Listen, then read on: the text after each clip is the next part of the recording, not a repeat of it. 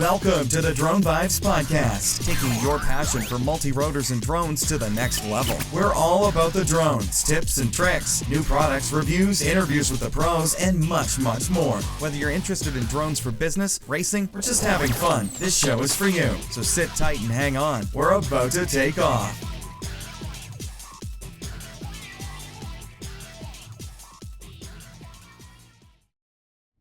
Welcome to episode 96 of the Drone Vibe Podcast.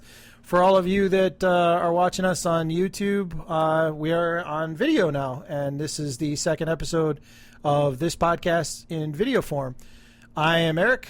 I am Peter. You are Peter. So welcome to this episode of the podcast, and I hope you're watching us and you do get a chance to check it out on YouTube as well. So we got some interesting stuff this week. We have a couple of things to talk about. We're going to touch base on a couple of things we've talked about in the past. Yep. So, and I have a DJI Phantom 4 long-term review for you guys. So that's cool. I have a little. Does that mean it's going to be long? Like I have it's not long-term. Doesn't take long, okay. but it's a long-term usage. I have a little over 200 flights now on my two Phantoms combined now. So. I can share some of the experiences, some of the things that I ran into, some likes, some dislikes. Cool. I figured that we would share that, having a hands-on, because I'm sure there are a lot of people still, looking at buying their first quad or getting into the business and trying to figure out what is the right machine to get. So we're just going to go over some of the features on it and what is it useful for to maybe help them decide. Well, that sounds good. So episode 95 was the first one that we did in video form, and it went live a few days ago, and I hope everybody got a chance to watch it. We have been critiquing it, I guess. There's some things on it that we want to change and some things that we're doing that we need to fix. So you got to bear with us for a few episodes till we get everything kind of worked out here. Figured out. Yeah. Yeah. So we've got some hardware things that we're improving, some lighting things, and then I think it's just us too. We're not used to doing this in camera form. So like right now, we're looking at you while we're talking. And yesterday or the other day when we recorded, we were looking all over the place. I guess we had somebody on the computer, somebody on the screen. So it's going to take us a little while to work out the kinks, and hopefully we'll have some funny outtakes to share as well, and we'll keep this interesting. But I'm we appreciate any feedback. So you guys, if you can please leave us a review, obviously please subscribe, hit that little button at the bottom of your YouTube player there. Yeah, absolutely. And leave us a comment. See what you like. Let us know what you like. Let us know what you don't, and share your ideas. So with that being said, we will be back in a second, and we're going to talk about the Phantom 4. All right, everybody, we're back. So here we are, the Phantom 4. The Phantom 4 long-term review. Yeah, and we've talked about it before, and Peter's talked about it on the podcast quite a few times. But today, because we're doing this video as well, we can be a little visual. So for those of you listening to this podcast, we're going to try to make sure that the content still applies audio-wise, but we do encourage you to check out the show notes page at dronevibes.com/096, and you'll be able to watch this video too to kind of catch up on what we were talking about if there was something that did just apply to video only. Absolutely. So wonderful. So Phantom 4. Yeah, you cleaned it up too. It looks like brand new. Yeah, I had to polish it up for the podcast. It's a video podcast now, so I have to, up my game a little bit and stop bringing dirty equipment for reviews. This is true. Now that it can be seen. This is the latest addition to my park or to my business. And I just wanted to cover a few things that I like about it, maybe a few dislikes, and give some advice to the people who are maybe looking at buying one of these things, or maybe are already flying, say, Phantom 2 or Phantom 3, and are considering, hey, is it worth a switch? And we've done a review back in April, was it, when they came out? Yeah. I had like a 3-part review, which is still available on our YouTube channel. Right. But obviously back then I only had like a week of flying on this thing. So maybe now I've been through a few more situations, and a few more different settings. This is about the same physical size as the original Phantom, right? It's a 350 size. So it's a little taller. It's taller now. Yeah, so it won't fit your box, but I don't think that the body changed actually much. Your shell is a different material. It's stronger. It's stronger. It hasn't cracked yet. Okay. I would assume it's stronger. It's different. It's a shiny plastic, very Apple-like. Right. I so far didn't really have any crashes with it, so I can judge whether it's stronger or weaker than the P3. Hopefully, it can take a hit. Remember when I had the Phantom 1 and we had to fly away? Yeah. That was crazy. That survived, I guess. It sat out there for what, a couple of months During before the winter. somebody found it the whole winter, and the GoPro still works. GoPro still works. Yeah, that's crazy. Yeah. That was wonderful. And you eBayed the Phantom, right? The Phantom No, was I'm long joking. gone. We stripped it for parts. So you guys are buying stuff from Eric on eBay. Don't worry do about that, it. 'cause He's wonder. not selling his flyaways. Okay, great. So, as I said, body's nice. I like the motors being higher than on a Phantom 3. That's a really cool feature, so that way I can point the camera just a little higher. Okay, it gives you more clearance. Yeah. Okay. There is a setting in your DJI Go app, actually, that you can allow for the camera to tilt up. Many people doesn't know it because the camera will only go level. Right. And I've had some videos where I did these dolly shots looking up the buildings, actually kind of, sliding side to side. And I had a few questions, few people asking me, how do you tilt the camera up? It's an easy thing that you enable in the menu, actually. And it lets you tilt the camera up by up to 30 degrees. But in some situations, especially when you're going forward, especially in the sports mode, the props are going to show. They're going to get into the picture a little bit.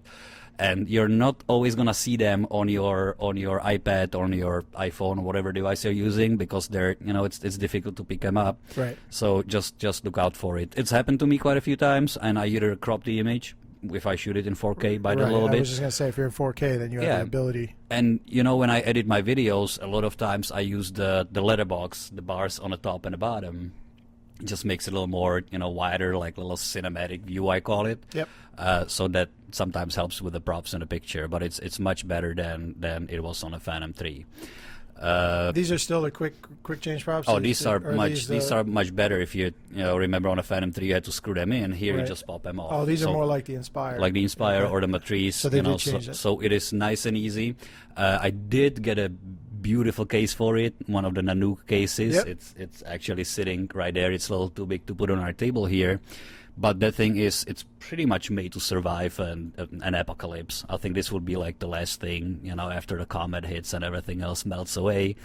These may still be around, so it's a really good case.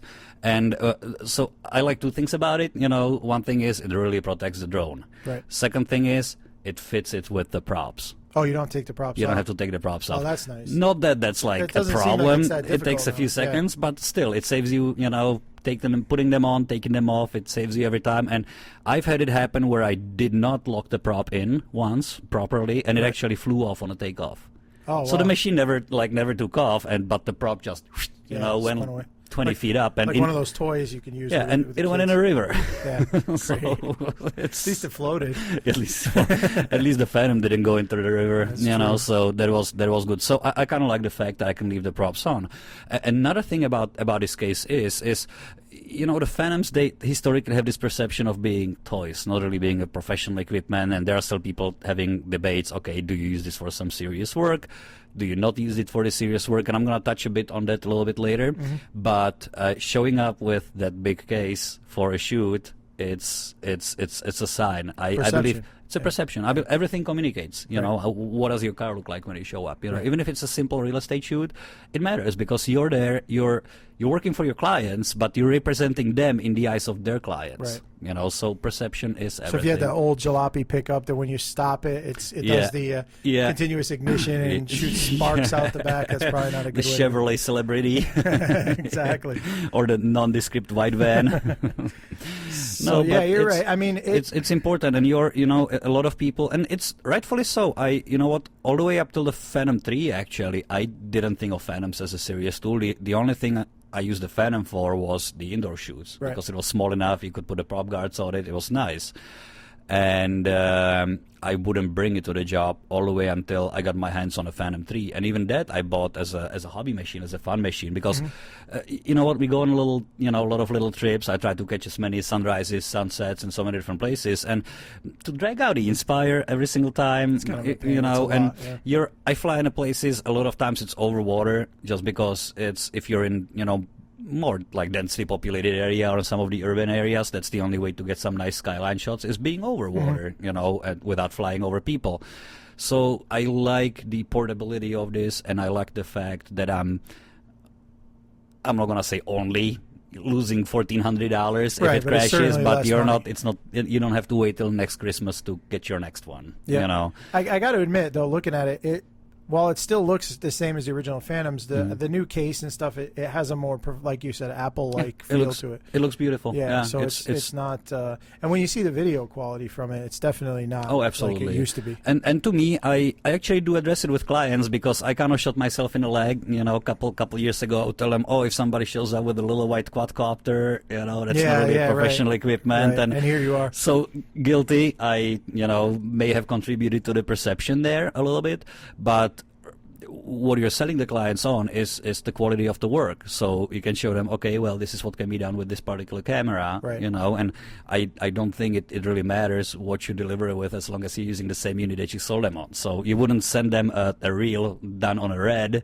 and then show up with the Phantom, trying to trick them into it. But well, that holds true though with the Inspire as well, because that still doesn't have a professional look. It's still small. It's a little weird looking, with all like alien looking. Yeah. But well, actually, the impression that the Inspire, it's the way it's, because it's looking so alien, it actually somehow gives the clients, or the reaction, I guess, like, wow. Right. Yeah, especially when you get it up in the air and it transforms, from the landing configuration up cool. to the... So it's cool to watch. But the video quality from the Inspire with the new camera and everything it holds up to any of the higher-end cameras that are out there now. With the X5, the 4/3 sensor is cool. The nice thing about it is that you get all you need to have up in the air integrated into the gimbal. So let's say, and another 4/3 cameras, the GH4, Panasonic GH4. You have a nice magnesium body, you have the little screen, you have every possible thing on that camera that you don't need up in the air, and it just becomes extra weight. Right. So you can lift that camera. It's small enough that you can lift it with the Inspire, and it's more nimble. It's to me, it's really safer. You can get closer to things without really like worrying too much. It's not as finicky as say the S1000 or S900. But it's a different animal. The X3 camera on the Inspire, the lower version, they just announced a an optical zoom camera yesterday. I'm looking forward to getting my hands on that and seeing what that can do. But compared to the regular X3 camera, the Phantom is the same thing. The Phantom 4. So it's a 1 by 2.3 sensor, is the same size sensor, and arguably the glass on the Phantom 4 is better than on the Inspire. It's a multi-layered lens. On the basic Inspire. On the V1, on the X3 camera Inspire, not on the X5. So this camera and the X3 are similar? Same thing. Actually, I would say this camera has much less tendencies to lose roll, so it has much less drifts. Okay. The only thing I would really use the Inspire for over the Phantom is if I needed two operator configuration. Right. That's the one advantage that you get out of the Inspire. Now, how with would the X3? When you first started even with your bigger copters, you were using a GoPro for. And you started out with a 3, and then everybody you went to was the using 4. the GoPro. Right. Yeah. Now, even with the Hero 4 Black, how does this compare to that? It's as far as like the sensor size resolution, it's the same thing. Okay. The glass is different, the lens is different, so this lens actually has there is still some distortion. You're always going to have that a little bit. But it's not as pronounced. But it's barely noticeable. Okay. It's I'm not going to say it's not perceivable. It is perceivable, but compared to GoPro, it's like a night and day difference, Plus, the GoPro could only use, when you were shooting stuff in 4K, a thing, I'm not sure if you still have to do it. I haven't shot stuff on 4K on GoPro for a long time, so there may have been some update. But even on a 4, you could only use it in 4K in wide. So that gives you even more distortion. Because if you got the GoPro to 1080 on a medium, it actually wasn't as bad unless you were tilting wildly or something. It got a little better, and you could correct for it. This gives you a nice 4K footage without the distortion, and obviously the 1080, 720, and all that. The only thing the multi-layered glass they used is... It creates this weird, the sun flares that you get in the glass, and it's usually nice little round dots that are moving, across, and that's something that we usually look for.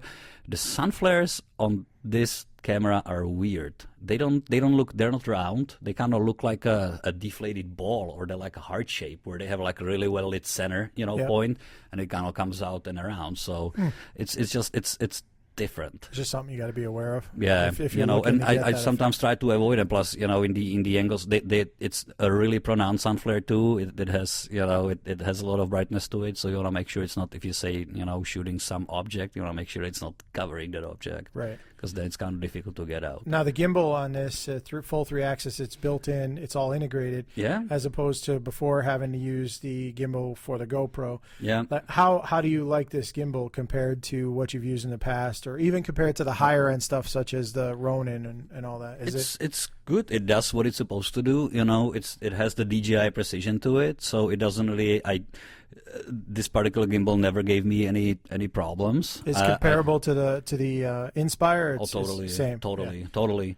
It's actually, as I said, this one tends to lose or have roll drifts a little bit less than the Inspire does, Okay. and a lot of it is about calibrations and all that. But as I said, on the incidence count, this would be nicer for me than the Inspire for the single operator. In terms of business, because that's something we're going to be talking a lot more about in the near future with 107 coming out. If you were going to get started in doing real estate videos or even, you know, like a business marketing video or something like that, is it necessary to go to the Inspire, or can you get the quality that you need? Like, what are you giving up besides the 2-operator capability? What are you giving up with the Phantom 4 versus the Inspire?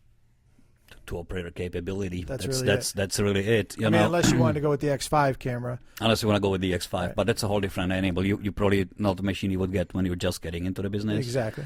As not a machine to get when you're just getting into the drone thing whatsoever. If you've had, you know what, if you have a year under your belt flying Phantoms around and you want to go to the business and you want to buy the X5, you know, on the Inspire, go for it. Right. But a lot of the entry-level business, which is, you know, your typical real estate shoot, some of the smaller commercial work, some, you know, a different kind of photography, videography, all of it, not all of it, a lot of it is happening on a Phantom 4. So if you get the X5 and you're advertising, okay, well, I do real estate photography, now you have a machine that's thousands of dollars, that's really expensive, and you're competing against guys with Phantoms. Right.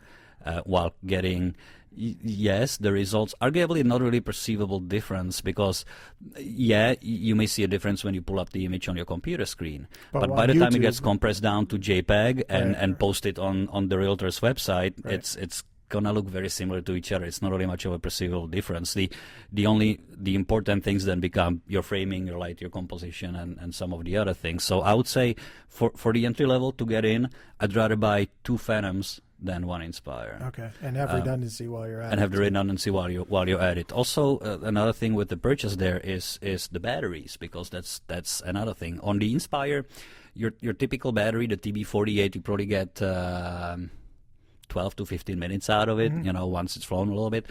This thing gives you 20 to 25 minutes. Okay. You know, so you can get more accomplished on a single charge. What are you talking about cost-wise on that? $159, Wow. $150 each. And Yeah. you would recommend, if you're going to do this as a business, to have how many? I have 10 of them. I'm crazy. You have I have 10 10, batteries and you're 3 a little chargers. light. So I actually spend more money on batteries than I spend on a Phantom. Oh, really? Yeah, you know what? Well, the thing about it is, if you got to make it throughout a day without charging. And you can't fast charge these, right? No. Yeah. So that's you a have to downside. wait for them to cool. You know, if you want to speed it up a little bit, I sometimes on shoots I'll carry a cooler with ice in it and throw it in a Ziploc bag and throw it on the ice if I need to charge them. But I prefer having enough batteries without having to worry about charging them much. That makes sense. And I do have 3 chargers, because I have 2 Phantoms, and I bought an additional charger because I got to the point where, okay, I have 10 batteries, but I only have 1 charger that takes 40 minutes to charge one, so I can't even charge them all between the days. Right. So it was driving me crazy, so I kind of addressed that. So what would you recommend, though, that the average person, like you have 10? The average person, so let's say you're getting into the business and you're shooting real estate. So for me, a typical photo and video job on real estate would be 3 batteries for like a 3-acre so size if you property. Had 4, you're comfortable for that. For one property. For one property. Yeah. So now what happens if you have 2 in one trip? Then you've got to be able to charge them. And so we've had days where, when you're shooting some, say, commercial properties where you have 10 different stops, and they may be, they may be a single battery each, but again, how do you know, it saves me money to be sitting on the extra batteries instead of having to travel home, charge all the batteries, and go do half the locations next day. And how long does it take to charge the battery? about 40 minutes, 45. I never, so it's less than an hour. timed it. Okay. You just plug it in and. So it's like a 1C basically. It's an hour or less to fully charge. Yeah. It takes a while. Well, that's not too bad because when you buy a lot of these drones, like these all-in-one package drones, they give you that really slow trickle charger, and it's like it takes 2 hours to charge a battery for one 10-minute flight. Doesn't make any sense. No. So that's not too bad. You want to have a few, especially getting into the business. Once you're ready to do some tool operator work, and again, I wouldn't. Over the last 3 years, I've probably done a handful of like entry-level kind of work with a tool operator because it was requested. It depends how comfortable you feel shooting video in a single operator. Right. That's that. But still, for a single operator work, that's the best out there. Over the Inspire, also, this thing has a dual IMU. So now you have a dual compass, you have a dual IMU, so you have much more redundancy in it. So your old flyaways shouldn't really be happening. I've had one problem with it where it got a little bit, drifty or a little unpredictable. I'm not sure what exactly happened. I brought it back. I checked the IMUs, and one of them, gave me a warning that it wasn't getting good data. So I recalibrated it and never had that problem again. Yeah.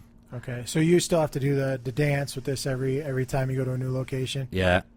Oh, yeah. Okay. The compass calibration. Well, actually, I don't think they require it really. It's a good recommendation, good thing to do. So for the compass calibration, because it does sit in a car, it could be affected by different things that are in your car or in the locations you previously flown in. It's a good idea to do that. Yeah. So latency, video. How is that? There is a little bit. There are a few milliseconds. You can see it. It is noticeable, but for that kind of work, it's not really that bad. Lightbridge 2, right? And this, yep, Lightbridge 2. Just like your Inspire, right? Just same like your thing, Matrice, right? same thing.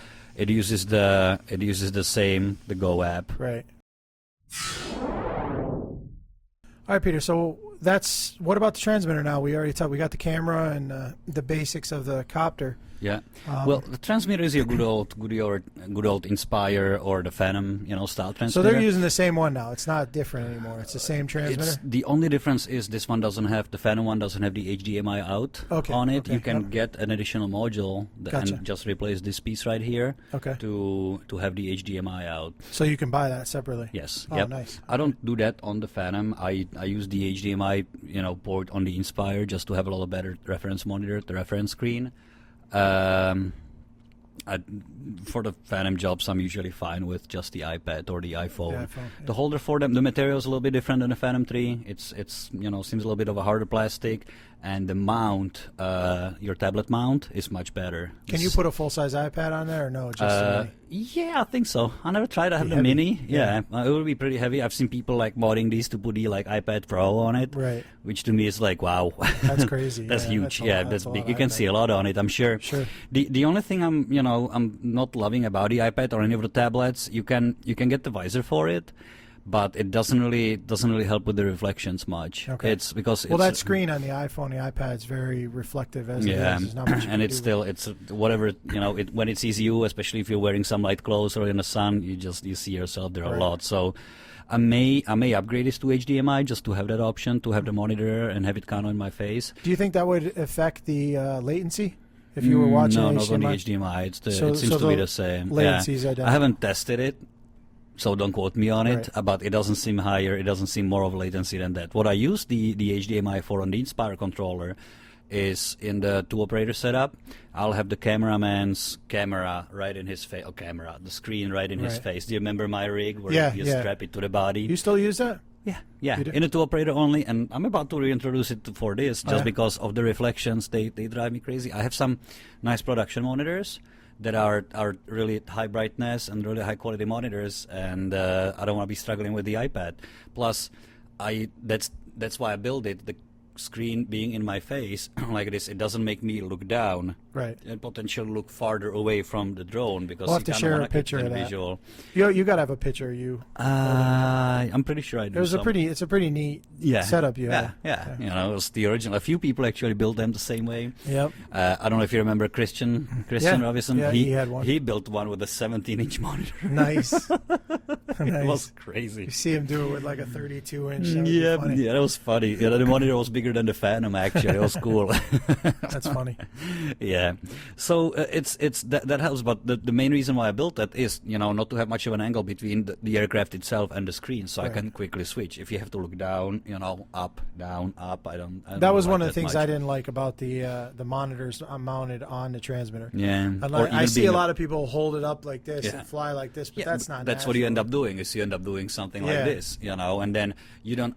To me, I need to be able to kind of lean my hands on the controller or to have it steady because then you don't have the sensitivity in the fingers. You don't have the finesse, you know, to control the aircraft. Well, and after like a while, the weight of your arms and hands when you're trying to concentrate like that, you get fatigued. Yeah. And your fingers will start shaking a little bit, and then you can see it in the video actually too. Yeah. I'm like, wow, okay, well, you know, time to do something different.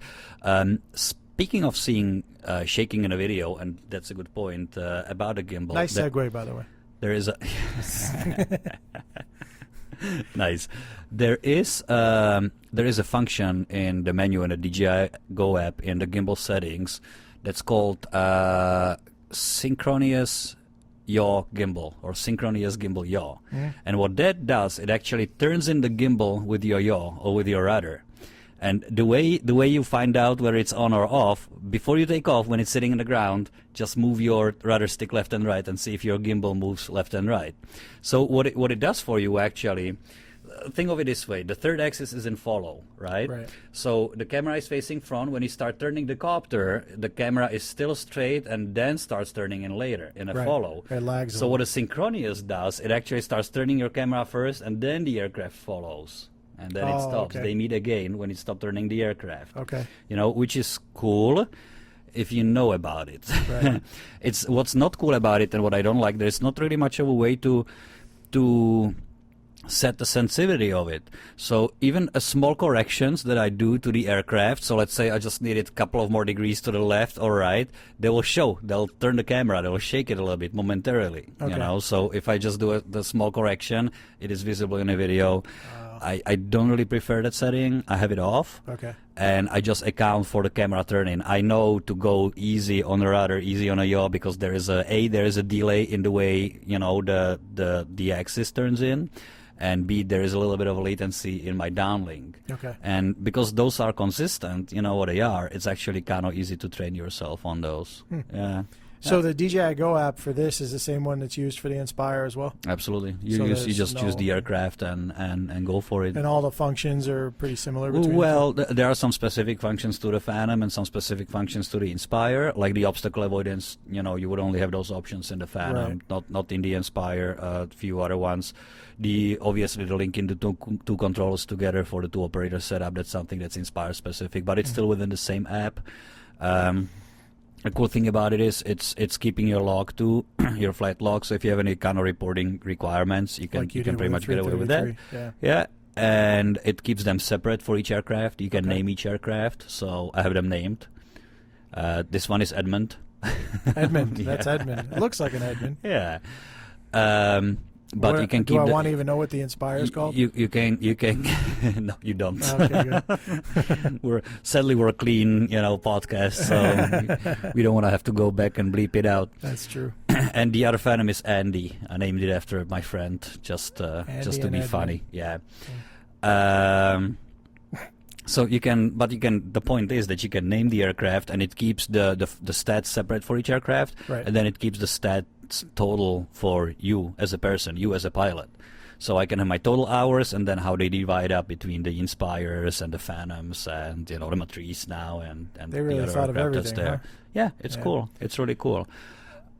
So in full disclosure, you have two Phantoms. Mm-hmm. One of them, though, there's a reason why you have a second. Right, you had a problem with. I one don't of them. trust them. I like them so much that I do trust them. But what was the problem you had with the original? you know what? It started having these like issues with the video downlink. Actually, sometimes on a power on, I would have all the telemetry data, but I wouldn't have the video. It would just say weak image transmission, and it would take a few restarts to make it happen again. And eventually what happened was I turned it on one day and it had the video downlink, but it had no telemetry data. It had no data from the flight controller, and there was no access to any of the flight controller settings. It just says that the main controller disconnected, contact DJI for support. That's always fun. Yeah, that just means you're about to have a very bad day. Yeah. So you might. What it should say is contact DJI for support while you're at the DMV. And it's an equal. Contact your therapist for emotional support. Yeah.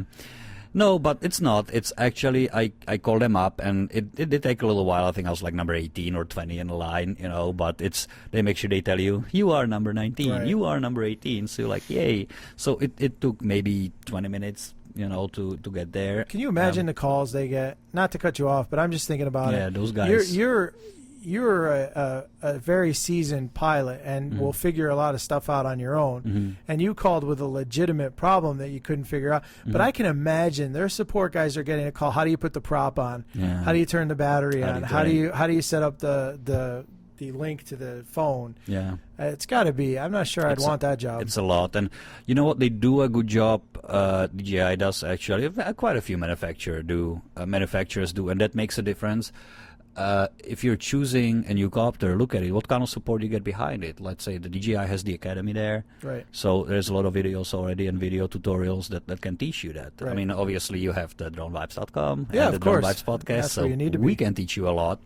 But I can imagine one advice I have is I wouldn't call DJI as the first thing if the problem happens, because obviously they have to go through a troubleshooting. They're not going to just send you a ticket, send it in. So what I did, I tried linking it to another transmitter just to see if it's a transmitter issue, if it's an aircraft issue. Okay. The firmware update that I couldn't check because there was no access to the main controller. But I already had that answer for them. So because they'll ask you, is the firmware up to date? Right. Like, well, it was when it happened, as far as I'm aware, because they'll automatically, it will automatically notify you if there are any updates available for the aircraft too, or necessary to do.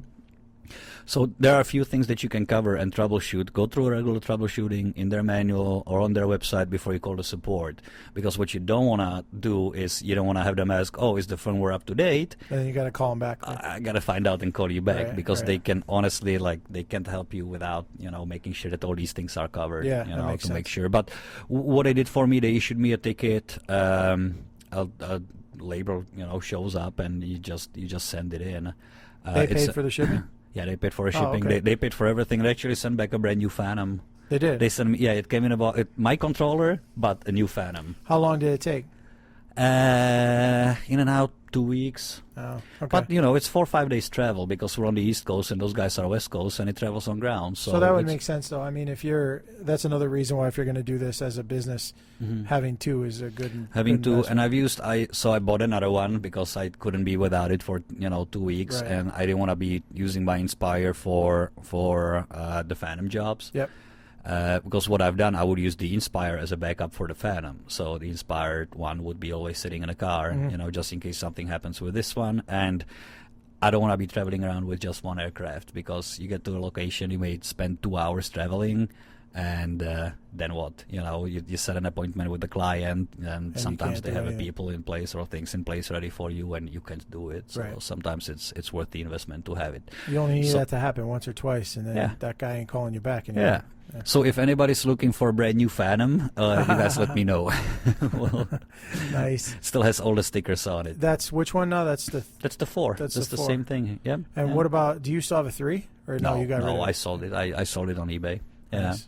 Remember, it fell in the ocean, so I eBayed it. Yeah, yeah. No, yeah. no, I'm kidding. I'm joking. I would not do that. I know people that have done that actually, but that's why I'm a little weary about buying things from eBay. But it's your reputation, and especially for me, because I do eBay my old equipment. Right. I'm always honest about what happened with it. So if it was crashed, I say, hey, it was crashed. These were the repairs. Blah blah blah. Because I don't want to. First, I would feel like ripping somebody off is not the right thing to do, Right. obviously. And the second, it's we're a little bit more visible, so we can't have folks riding around that, hey, Peter sent me a Phantom that was crashed into Yeah, the Peter ocean. from Drone Vibes. From Drone Vibes, exactly. yeah. So I had the same problem when I was with the magazine. I would sell airplanes and helicopters, and people would ask all the time, has it ever crashed? And I would say, no, it never crashed, and that's the truth. But they don't believe you. Yeah. Like they've gotten so accustomed to being burned that they don't believe you. So honesty means a lot. Well, especially when you're in the spotlight or on video or in a podcast, people know who you are. So you can pretty much count on the fact that if you or I are selling something, it's what we're saying is the truth.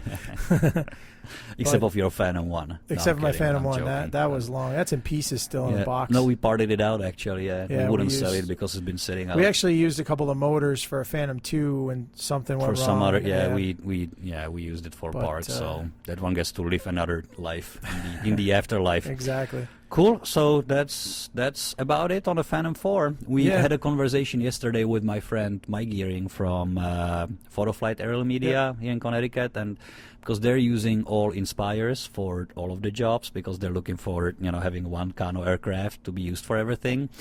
And I'm pretty sure we'll get Mike on the interview here because they do some pretty cool stuff when it comes to mapping inspections, some of the other things. So that's definitely worth talking about. And I was trying to make a point to him about using the Phantom for some of the smaller jobs and not using the Inspire. Right. It's the obstacle avoidance. I can get braver with it. You actually have dual IMUs. You have the dual compass. And his biggest argument was it's the perception from the client. And he is right about it, but I think the perception changes. My perception changed with the arrival of Phantom 3, definitely with this little thing. Yeah. We've actually shot a feature film. It's called The Buttons, or Buttons, the movie. There's going to be a few shots shot with a Phantom 4 in there, which just blew my mind. And you know what? The budget didn't allow for anything else, sadly. I mean, I would love to shoot it with something else, but I'm not going to let the sale get away if I do have some equipment that I can actually fit within the budget that's offered. I've seen the work you do with this machine, and it's great. I mean, unless you have like a highly trained eye, it's not like it was when it was a Phantom 1 or 2 with a GoPro. It's completely different. I was, I debated it with the director, a bit, because it is something that's gonna go on larger screens, and you may, I don't know how much of that is gonna be played in cinemas and stuff. But you may be able to tell it's a little bit different. If they only use a short clip, then probably not, which is what's going to end up happening. So last question. I know you showed the transmitter, but can you just quickly explain the buttons? The buttons. Since this is visual, but we'll try to talk about it as well. This is visual. So we have, the regular 2 sticks, the obviously. Gimbals, the home return home button. So this is what you can push if you get in trouble and you need the machine to come home. Right. It will automatically, if you get out of the range or if it somehow disconnects, it will ask you to initialize. It should initialize the return to home on the screen. On the screen. Okay. So it won't do it automatically. It'll do it for you. Somehow the transmitter has a priority, so the control, you may still be able to have a control, but not the video downlink. So if you lose the video downlink, we all should be flying in visual, but we don't always do. If you're in a panic, you can just hit the return to home and have it come back to you. Okay. The buttons on the top, obviously it's my regular program button, so that chooses between the P mode, which is our GPS mode. It uses all the sensors plus the GPS. Then you have the sports mode that turns off the obstacle avoidance and turns off the VPS, I believe, and it's fast. It's really fast in the sports mode. And the classic attitude mode, which is no GPS. You're just you get stabilization, the leveling, but you don't get the GPS altitude hold. Exactly, that was the old A. And then you've got your gimbal tilt. The gimbal tilt is customizable. The way I work the controller, I actually hold I'm a pincher, so I do this. So this is my camera tilt. And in order to do that, this can't be too sensitive. So there is a way to smooth it out, the travel of the gimbal tilt. It's important to get it, nice, to get it smooth. Now, what are the buttons on the back? These guys right here, those are the C1 and C2 buttons. They're fully customizable. You can actually assign to them what I have them assigned to. One of them switches the gimbal from looking forward to looking down for some reason, and the other one switches between the live image and the map for me. So if I need to look up, where I am quickly, let's say you still have the little preview of the map in a corner, but that may not be enough. So if I'm in a situation where I'm, say, shooting a real estate shoot, and or any kind of shoot really, and I have a road that's running by, where I need to fly, and I don't want to be flying over the road, I can look at a map where exactly I am in relation of the road, so how far can I go? Okay. Because you won't get that depth perception. Right. Now, this button right here, which used to be, I believe there used to be a playback button. This one is a shutter, this one used to be the playback, but now it's the intelligent flight mode pause button. So if you have it in like active track or tap fly or any of these intelligent modes, and the machine does something it's not supposed to do and goes a little crazy on you, I train myself to always have my finger on this button when I'm using those modes, because it does happen. It can get confused, in active track it can start flying into something that you don't want it to fly. This is the pause button. It doesn't kill it, but it pauses in the air. Yeah, it pauses the program, and then you can figure out what you wanna do with it. Yeah. Cool. Well, there you go. Wonderful. Well, thanks for the explanation. That's RP4. The last thing, where to get them from. So obviously, you can buy them from multiple sources. Yeah, but we recommend Empire RC. The Empire RC. Yeah, definitely. Those guys over there are incredible. It's a co-op. They have a big network of local stores, local dealers. Yep. And so you can go there at empirerc.com.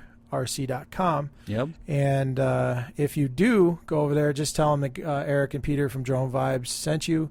We really appreciate that. Jack and it's his team over there are incredible, and they'll take care of you. You're not going to find anybody more helpful.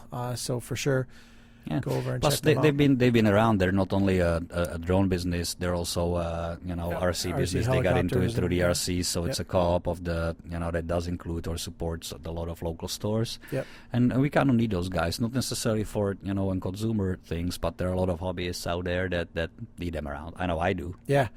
Yeah, That's really I've known them for a long time, and they've been helpful throughout the years with numerous things. So, we highly recommend that you check out Empire RC, and they are a big DJI dealer, and they'll be happy to take care of you. They also have there's a lot of other brands. They're a Hyperion dealer, and Sony. So if you're into looking for a Sony camera for your rig, you could definitely check them out there. Yep. We got to, now that we're doing a video, we've got to get the guys from Empire on an interview. That'd be cool. On our screen. We'll get them on the screen. That'd be awesome. Awesome. So anyway, that's where you could find them, and. That's it about a Phantom 4. That's if you guys have any questions, 4. find out on Drone Vibes. I know I have a lot of friends that have bought the Phantoms or are working them, and I do get a lot of questions about them. So hopefully at least this answered some of it. And if it has not, you can always find us at dronevibes.com or on Facebook. So this one you're going to leave with me. This is a late birthday gift, right? Because you have a second one anyway. Oh, totally. Okay, cool. Yeah, awesome. This one is yours. You got to take good care of it, though. I promise. All right, everybody, thanks so much for joining us on this episode. Whether you're listening to a podcast or watching our videos, please don't forget to subscribe. And please go over to iTunes or your favorite podcast network and give us a review. We appreciate a 5-star review if you love what we do. You can always find us on Facebook, on Instagram, Twitter, and YouTube. Thank you. Until the next time. All right, everybody, have a great week.